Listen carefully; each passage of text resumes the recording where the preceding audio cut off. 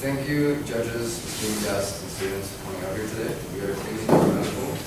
This is the final years of your project for Invasive blood pressure monitoring. We now would like to present to you our class. Oh, sorry, before that, let me just note that our logo, we picked that logo because it intertwined and it represents the future multidisciplinary field of biomedical engineering. Alright, just before we start, I'll start with our mission statement that we came up with this year, class. So we are the class of 2014 and 2015 are committed to positively impact patient and society by applying technical expertise through our dedication and lifelong learning. I would now like to introduce ourselves. So my name is Sean, I'm Team Endeavor Manager. There's Ashwarya over there. There's Nikita right there. There's Sarish right here. That's the blonde right there. And finally Jason. And I'd like to introduce our second year helpers. They'll help us with one of the circuits. We have Reed, Tiffany, and Pfizer. Now I'm going to be going over the invasive blood pressure overview as per your marking scheme, starting with A, the introduction. So what is it all about? It's an invasive blood pressure is a method of measuring arterial blood pressure internally by using a sensitive IV catheter and inserting it into an artery used in an OR or an ICU. It provides a more accurate reading compared to non-invasive of a patient's current blood pressure, so it's in real time. It's used for rapid variations of blood pressure anticipated, such as surgery. This is a figure just displaying a extracorporeal hookup. You're going to have a pressure bag with a gauge on it, manometer, and hooked up to a pressure transducer. Pressure transducer and automatic flushing system to ensure that the lines are clear. An arterial line coming from the patient to the transducer, and then it outputs a waveform for clinicians to read and diagnose the patient's blood pressure. Again, we'd just like to repeat that it's a direct method of blood pressure measurement technique. It involves inserting a cannula needle into a certain artery, so it can be, it's usually on radial arteries here, but it can be also here on radial artery. The cannula must be connected to a sterile fluid filled system, and it's connected to a patient monitor, and just once again repeating that now that you hook up into a patient, you can see it on the monitor, and that's a dynamic arterial blood pressure waveform. Who are the users of this technique? So it involves doctors, it involves clinicians, it involves nurses. They all can use this technique to hook it up and measure patient blood pressure. Why is it important to patient care? Well, first of all, it's a real-time measurement of the person's blood pressure. It's an open arterial line, so there's an easy access point to the patient, and you can use a line to detect arterial blood pressure. It's very accurate because it's in real time. And I'd just like to mention that mean arterial pressure is an indication of the blood perfusion of the organs. For a normal person, it's usually around 110 to 115. It's a person's average blood pressure. So that's why it's important to patient care. For our device and our circuits, we assessed that what we wanted to measure. We determined the characteristics of the waveform, so we found that it's a very fast, dynamic, changing waveform. We matched the components of our circuits to the waveform characteristics. We made sure that the components were suitable, stable, and fast enough to detect the waveform and output it correctly. In terms of our calibration lead selector, it follows IC standards of usability. It provides tactile feedback. It's easily accessible because it's large, and it does have a white indicator down here. So when you're switching it, you'll know that it's turning correctly. And it also grips. It has finger grips on it, so you can grip it with nitrile gloves.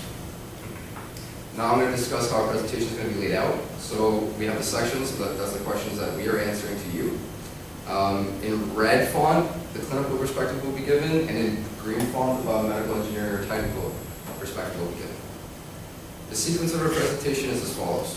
A is the device description, B is the functional tests, C is the amplifier design, D is internal calibration signal, E is the readout, F is simple quality upgrades, G is significant quality upgrades, H is bonus marks, I is miscellaneous marks, J is the final project demonstration, and K is the conclusion with acknowledgements and special thanks. Now I'd like to hand off section A, device description, to Jason. Thank you, Sean. I'm Jason Little, and I'll be representing section A of your marketing scheme, which is device description. So first we'll be talking about the invasive blood pressure monitoring. So first as mentioned previously in our overview, it's a direct measurement, placing a cannula into the patient's arm so that way it's an easy access point for any fluids or medicines, and it also helps the nurses or doctors also have a direct access point. As shown in the figure, there's an ECG measurement, and also the bottom two are the blood pressure in both the arterial and central venous pressures. So as seen in the ECG, there's both the heart rate when it polarizes and depolarizes, and which should be shown in the bottom when the heart rate polarizes, the blood pressure goes up, and when it depolarizes, the blood pressure goes down. Also, it's important to make sure that the patient has close supervision, so as you're putting a tube into them, and it could cause excessive bleeding to occur. So a biomedical perspective of this would be it requires physiological pressure, and it converts it to a digital display with different numbers and different aspects so that the nurses can also properly find and also help diagnose different problems. So continued would be equipment application and its functions. So next would be real-time monitoring, so that when direct, there's no delay. Also with the patient, there's able to measure systolic and diastolic so the nurse can be able to read it properly.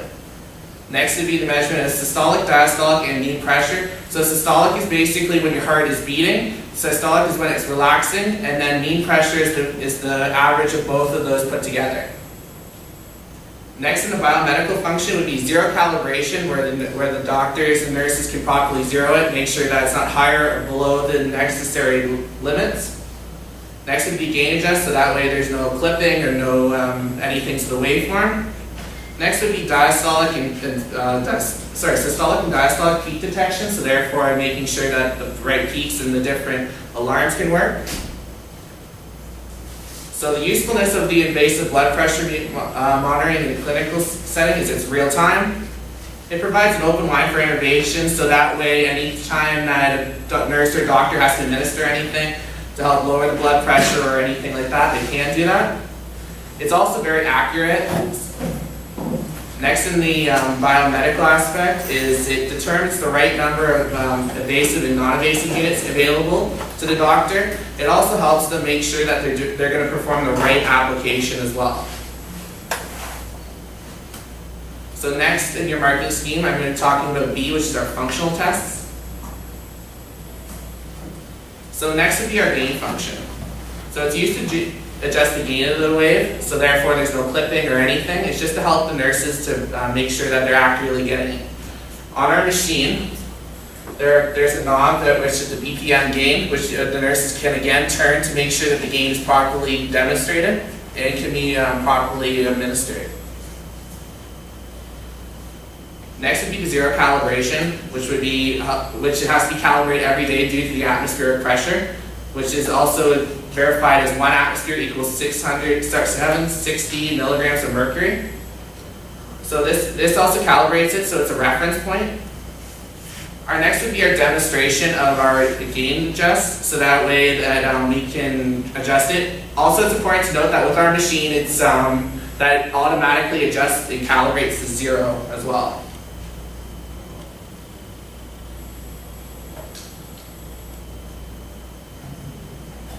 Basically what you're seeing here is as we adjust the gain, the signal increases. It's at 2 volts per division on that oscilloscope.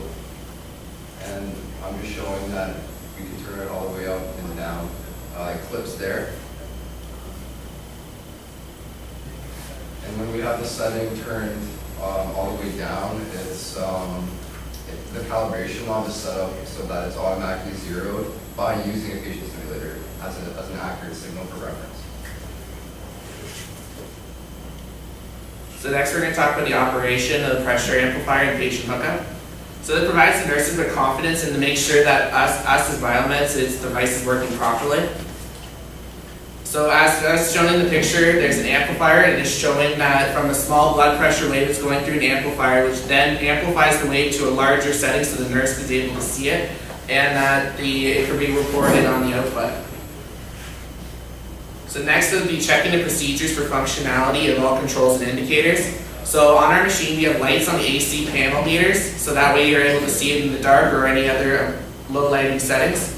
And there's also an on and off switch for the LEDs, so that way that the user can determine if it's on or off, or if there's different problems with it.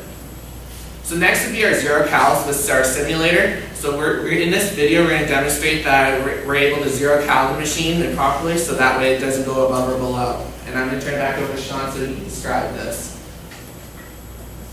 Basically, the device, the patient simulator, is set to stat level 1, which is equal to 1 APM in the air. As we changed the knob, we basically had it set up so it would go up by 1 division each time. And we verified this by going on the patient simulator, having the calibration knob turned all the way down to 0 cal, and inserting stat level 1, 2, 3, 4 from the patient simulator into the amplifier, and it goes up at the same, the static levels rise at the same rate, so they're exactly like where they should be calibrated. But the device starts at 0 cal. Thank you, Sean. You're welcome. So next would be Section C in your marketing plan, and that's going to be covered by Esteban Rivera. Thank you, Jason. My name is Esteban Rivera, and I'll be covering the design of our instrumentation amplifier. First of all, when we wanted to build our device, we looked at a couple things. The amplifier needs to be low in cost. It has to be efficient. It has to be accurate. It has to be easy to use, and it has to be easy for troubleshooting. It has to reduce noise. As we know, electrical noise is everywhere, so we want to get rid of that so we have a better diagnosis. It has to have excellent AC as well as DC performance. What we want with this instrumentation amplifier is to eliminate CMRR, or common mode rejection ratio. This has to be as high as possible for our signal to be amplified. So one of the features of the instrumentation amplifier is that it has to have a good slew rate. Slew rate is the maximum rate of change of the output per unit of time. So what does that mean? So we know that the waveform looks like that coming into the instrumentation amplifier. So we want this change to be faithful to our input as well as the output. So this change of rate, has to be as close as possible with changes in the input. Our gain has to be linear, and it has to be, let's say, if we turn it gain by 1, the gain is 10. If we turn it 2, the gain has to be 20. Fundamental principles of the common mode rejection. Ratio of the common mode is to the differential mode gain. The frequency response has to be faithful to our input signal. It has to follow all the harmonics in the input. And why is this important? It's important to obtain a very good diagnosis for doctors and clinicians. Next, I'm going to talk about the internal calibration signal that we have inside our device. So what does that do? We have LEDs all over our device that we can place, so when there is the input going out of a device or a simple circuit, we can track where the signal is going. We have test points and LEDs all over our device that can tell us where the signal is going wrong, and this is a troubleshooting aid.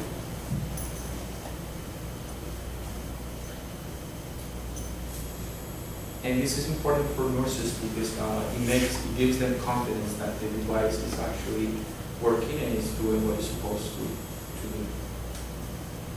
Next, I'm going to do Serge. She's going to talk about the readout of the device.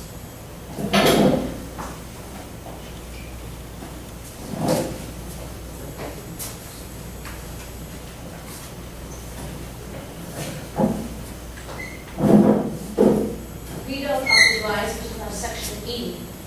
We actually have some readout displays on there that we will demonstrate in our section of the demonstration for the device. So first one I'll talk about is the verifiable values being displayed. The values are verified by clinical people, clinical physicians or nurses, by setting static level, which is 1 atmosphere equals to 0 gauge pressure, and when the device is turned on. If we look at Biomed, which is technical perspective, there is a test point on the BPM amplifier board to confirm the proper offset of the readout. So when we demonstrate our readout, our displays, we will show you the test point as well. Demonstrator feature available on readout. This is one of the questions, and we have a backlit for easy viewing for the clinical perspective, and we have digital display that relies faithful output to nanometers. This is one of the pictures for our displays when it was hooked up. As you see, there is a backlit for the clinicals to view. LED will light up when the power is on. In technical perspective, it's easier to troubleshoot when we have LEDs. And the panel meter display will light up as well. For troubleshooting perspective, for clinical.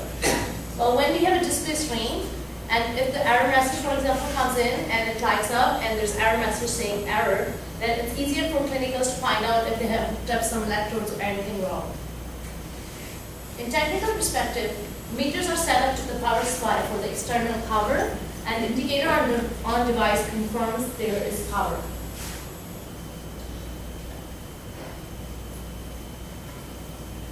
The next question was, what do you think represent the critical piece of information in the measurements? We actually think it should be mean arterial pressure.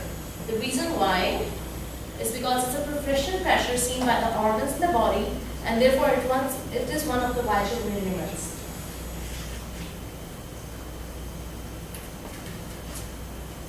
There's a waveform right here that will show you arterial notch, which will show you MAP, after systolic and diastolic measurements.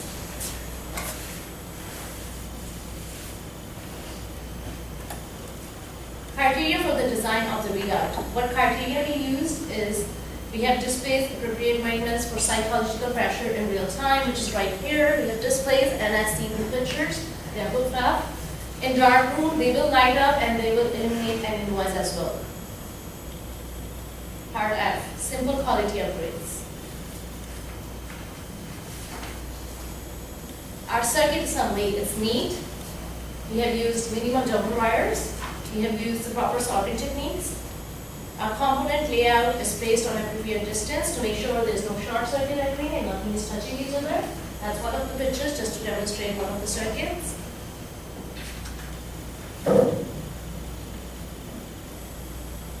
We have test points. We have test points for easy troubleshooting for technical and clinical perspectives. It's a quick indication to the user and to make sure there's no current flows in the high impedance loads. One of the important things we have made sure to make it easy for technicians to troubleshoot is that we have a top that can open up. And clinicals and technicians can actually usually technicians, I won't say clinical, they can look into it and they can troubleshoot it easily. So it's just 4 screws that you screw it back on when you want to close it. It has no wide openings. It has high voltage interference noise. And the reason why shielding is important is to make sure no current flows in the high impedance loads. And no new ground paths are possible through any other equipment. I'll hand over to Ash for our significant quality upgrades. Sorry. You want to ask a question? We're having a little bit of trouble following whether some of the criteria are actually met by your device because you're not showing them on the device. Okay, which criteria? From way further back. So just some of the ones that you guys are describing, it would be helpful for us if we were able to Show them the demonstrate when it's working on the device because we're giving a score assuming that it's working on the device and we don't know if it is or not. So Because we're just seeing screen captures. If you can, In terms of the LED to Yeah. show that it's working, that was intended to be added in. But what this indicates, when you have the LEDs on the back of this panel meter that illuminates it, it is indication of DC power on the secondary side of the transformer. And then we also have the AC as well, that shows you the incoming line voltage, and it's an indication of the voltage coming in as well. And I believe, is that everything as well? Oh yes, sorry, there's an on-off switch that's illuminated when it's on. Is there any others that we can clarify yeah, for you? sure, sorry to stop you. I just don't want to Oh, that's good. miss Mark. That's fine. we were actually waiting for the demonstration part. We were actually going to pinpoint some of them while we are demonstrating, so that's why. But that's Okay, okay. it's just hard to follow the Yeah. grade and then go back and That's remember fine. what we graded you. That's fine. There's this or something.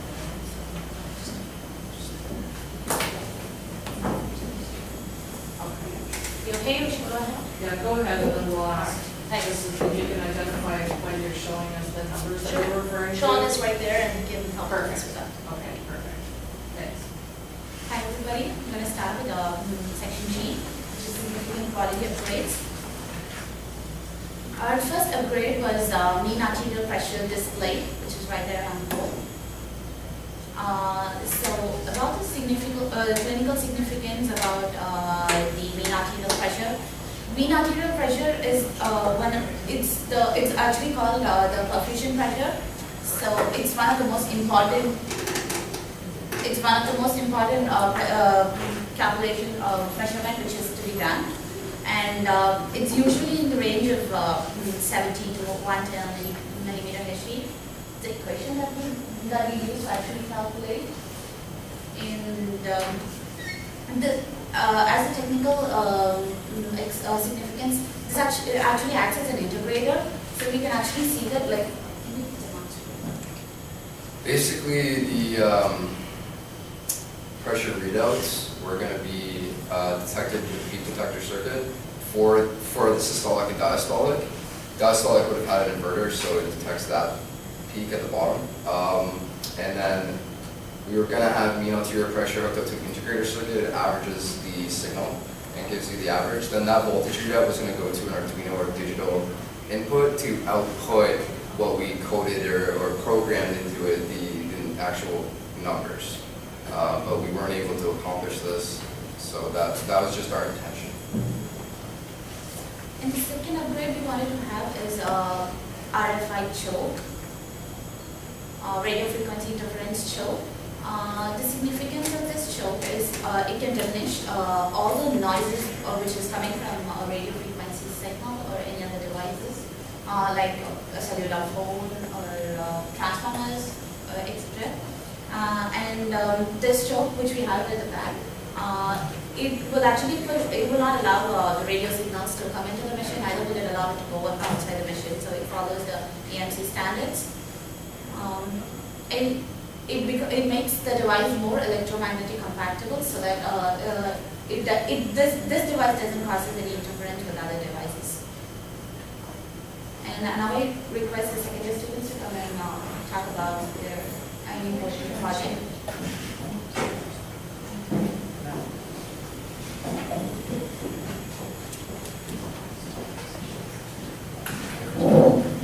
Hi everyone, my name is Reed.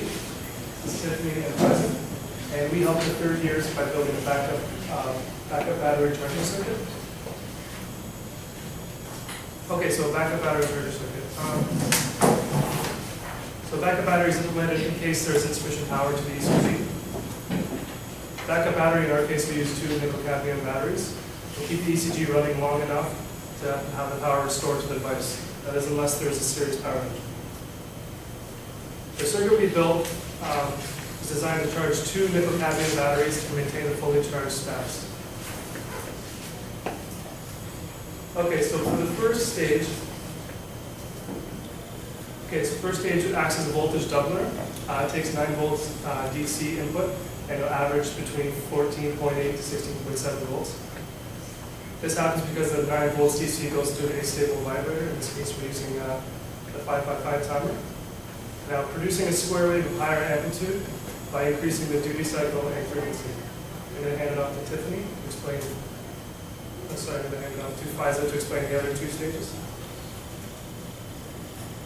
So you see here's the circuit. It's simply the MOCVD charger circuit. It is designed for faster charging rate. And the circuit can only feed at least 10.6 volts to the battery. And you see that the red LED is illuminating when the battery is charging, and the green LED is illuminating when the battery is fully charged. It's not independent of the delta.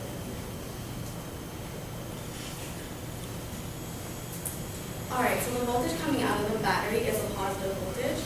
The ECG requires a full wave voltage, being positive and negative. So to do this, we hooked up 2 nickel-cadmium batteries in that sequence in order to have a full wave voltage, as desired for the ECG. And that's here. I'm going to do the best demo I can right now. It's not integrated with their ECG yet, and we don't have the necessary batteries required, but I hope it's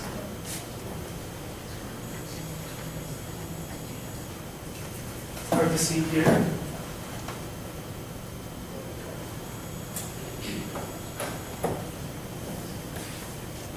Okay, so it's 5 volts per division.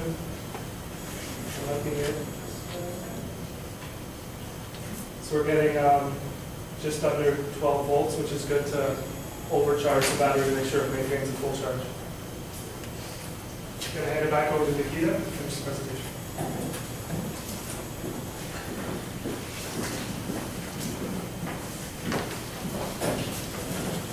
Okay, good afternoon everyone. I will be dealing with section H of the marking scheme, which is bonus marks. So, as a bonus grade, we have the AC power emphatic display. Its significance means it has less downtime in conditions without need for technicians or multimeter. No fuse is blown, no breakdown, no breaker is blown, less troubleshooting time, and here, as you see, that's our AC power in backlit display. So the next section that I'll be talking about is the miscellaneous marks. So the first is the detachable hospital grade power cord and with AMI protection. We've managed to follow the NMI's and IEC standards for the power cord. We've chosen the one which is transparent in color for basically for integrity of the connections, and so that it's easily visible if it has to, if it requires anything to work upon. Also, it follows hospital grade and any medical power cord applications. The next is EMI protection in at least 3 locations, as we know that electric disturbances can occur and conducted by power lines through air, by capacitive, magnetic or electromagnetic interferences. So it becomes necessary for us to have all our medical devices EMI protected. So we've made sure we have at least 3 locations following the EMI protections. The next is chassis mount fuse in the hotline before the on and off switch, as you see. It's in here. You basically use a screwdriver, flick that open, and then pry it out. It's a fuse box that holds 2 3-amp fuses. The second picture when you take out the thing from the black socket, the second picture will show, that's the picture of the actual fuse which is in. That's actually KR0125. We chose that because it's a general purpose relay, general purpose fuse, and basically to provide any overcurrent protection. Next is the DPST on-off switch, as you see. The first picture indicates when it's on, the second is when it's off. The ice cube relay we chose is the picture as you see there. We chose that because it's a general purpose relay. It gives high power. It's a 5 amp relay, as well as it is designed to meet. It has all strong. It is firm, strong, and it is shock resistant, and it has good abrasion resistant. The power indicator LEDs, as you see, we have for the power indicator buttons. When it's switched on, it has a red LED in it. Next is two tie wraps. Tie wraps are basically nylon wraps. They are used for connecting devices, attaching into medical equipments. Next is the heat shrink. This is a picture of the heat shrink that we've used in our device. It's basically to insulate wires, provide good abrasion resistance, and provide protection. The next is the interconnecting wires that we've made use of. We've actually used 4 of them, blue, green, yellow, and black.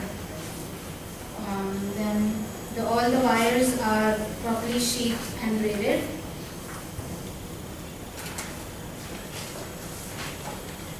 We've made use of the rubber feet just to make sure the device is not touching the ground, just for safety reasons. All the conductors on our machine are, all the indicators and the buttons, knobs are made up of non-conducting material. We've used the conductive mats. They're basically 2 dielectric mats, and they provide good insulation, good protection from deadly shocks that can occur if there is any. And the circuit stands that we've used for all the circuits, just to put it in place and have a good firm. And this is a picture of our large LED, QRS LED. All the labels are on the front of our device, as you can see. The first one being our logo, the second is the ECG pictogram, all the 4 LED display labels, the gain and calibration knob labels, the ECG lead labels, the mute button labels, and the power on and off labels.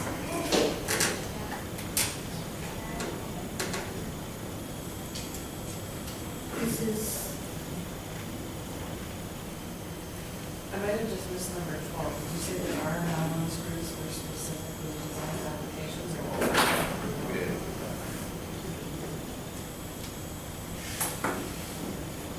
and this is our lead selector knob. And now I would like to hand it over to Sean for the overall project demonstration. All right. Hello again. So basically, we've pretty much shown you what we've done through breadboards to explain the hard techniques.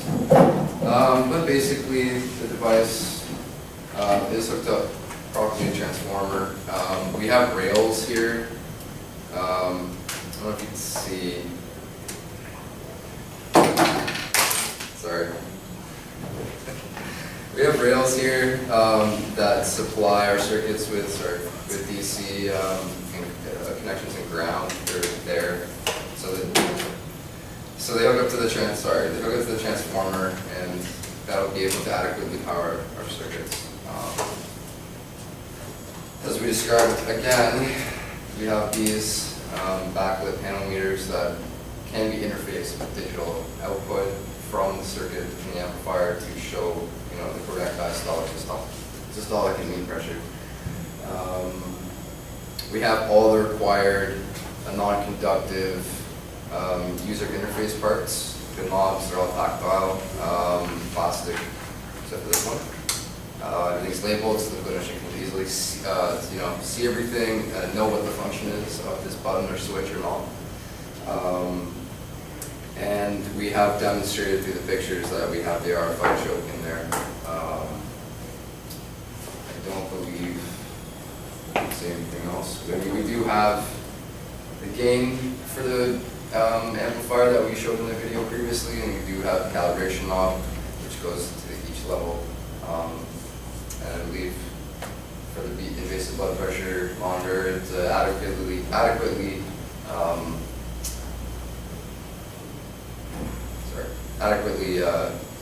takes the circuit or takes the signal in from the input and outputs it as an amplified signal. It's faithful, so that the clinician can be confident that the signal is correct. Now I'm going to pass it off to Aishwarya to finish our conclusion. We have a demonstration of what our research showed, and for the conclusion, let me just tell you what the clinical perspective of our device. It's the most common and simple diagnostic tool, and it's also cost effective and faster to obtain using the device. And the biomedical perspective, again, it's like easy troubleshooting, and it we have added or tried to include everything which can provide patient safety and user safety as well. And for the acknowledgements, I'd like to thank all our judges and our professors, Ms. Sandra Kalla, Professor Richard Chitman, and even our group members and the biomedical department, the third year biomedical department, who had helped us build the project and help us stand here. And very special thanks to our professor, and to mention a few of them, like Daniel Berry, Ryan Norris, and Farid Hussain, for helping us with our project, and Jim O'Neill, who helped us with our talent. Please note that we do have little keychains for you in front of you, so I hope you guys enjoy that. Yeah. Nice little takeaway, guys. And thank you patiently for listening to us. Indeed. These are references. Thank you.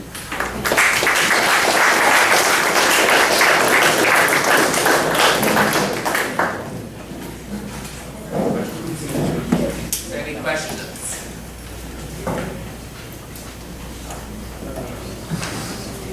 You can actually come up and put your Yeah, license like plate.